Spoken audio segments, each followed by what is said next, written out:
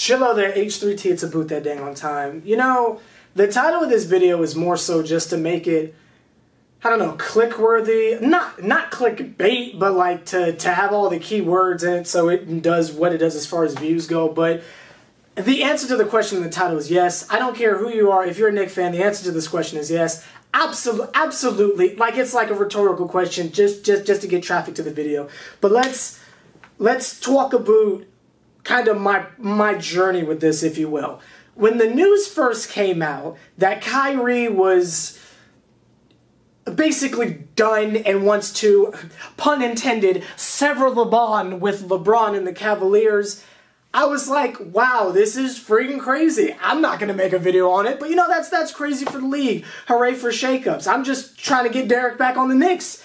But then another report came out, and it all just kind of happened so fast, where he would consider the Knicks as a possible place to go to.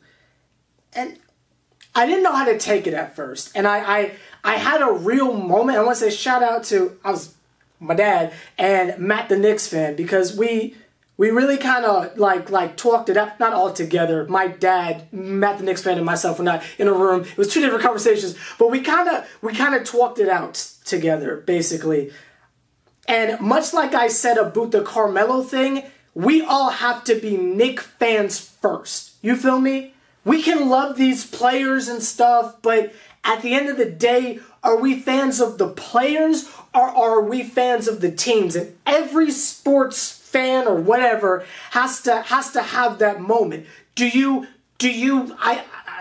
love Michael Vick, or are you a Falcons fan? You know what I mean? Like are you a Tom Brady guy or a Patriots dude? You know what I mean? Where does your loyalty really lie? For me, as you guys know, these videos aren't called My Derek. You feel me? They're called My Knicks. You feel me? I love the Knicks. You can tell by how long I've been making videos, regardless who's been on the team. I love the Knicks, and when I first heard about Kyrie coming over, I didn't know. I was like, you know, I don't know about this, because aren't we trying to rebuild? You feel me? Aren't we trying to like give Porzingis room? What's the point of trading Carmelo? We're just getting the same thing. And then I was like going through the whole thing of, well, we'll get him, and it'll be just like with a Flalo or Robin Lopez or Calderon or Derrick Rose. We'll get the exact thing we want. You feel me? But then they'll magically say something's wrong with him, and we'll try to get rid of him. But you know what I had to think about? Those were the Phil Jackson days. It was Phil Jackson that made those idiotic moves. Phil Jackson got us Jose Calderon because he wanted a point guard that can shoot and was pass first, then magically didn't want a point guard that could shoot and was pass first, gave up Jaren Grant and Lopez for Derek, and we wanted an attacking point guard that would shoot first, so we got an attacking point guard that would shoot first. Now all of a sudden we don't want that anymore. And I was like, oh, they're just going to do that with Kyrie. But that's the Phil Jackson era. He's gone. Something else as far as the development of Kristaps. Do we want another volume shooter or something like that? But what do I always say? Guys, when I calm down and thought about it, Carmelo's a bum. Kyrie is a legitimate top 10 player. You feel me? Top 5 point guard, obviously, but a legitimate top 10 player. You feel me?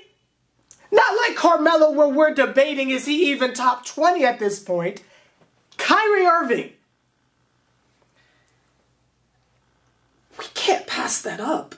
Regardless if I like him because he helps LeBron and I don't like LeBron and stuff like that. Regardless, all that stuff, we got to think team first. And if you're not sold on this Kyrie thing, if it does happen, let me tell you what the starting lineup for next year will be. Also, they're saying Courtney Lee's going to be the small forward. They want him to play 3, so that's why I'm including him in this. But Kyrie Irving, Tim Hardaway Jr., Courtney Lee, Porzingis, Hernan Gomez.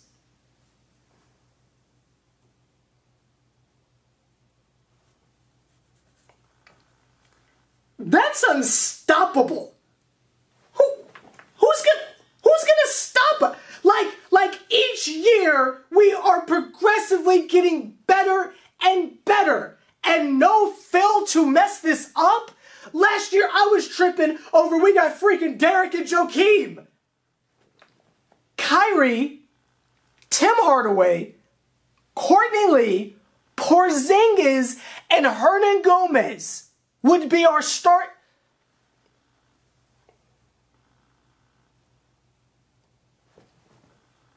Hey, who's stopping us in the East? Really? With the depleted Cavs? With the Celtics? What are they going to do? The Celtics? Who's stopping us?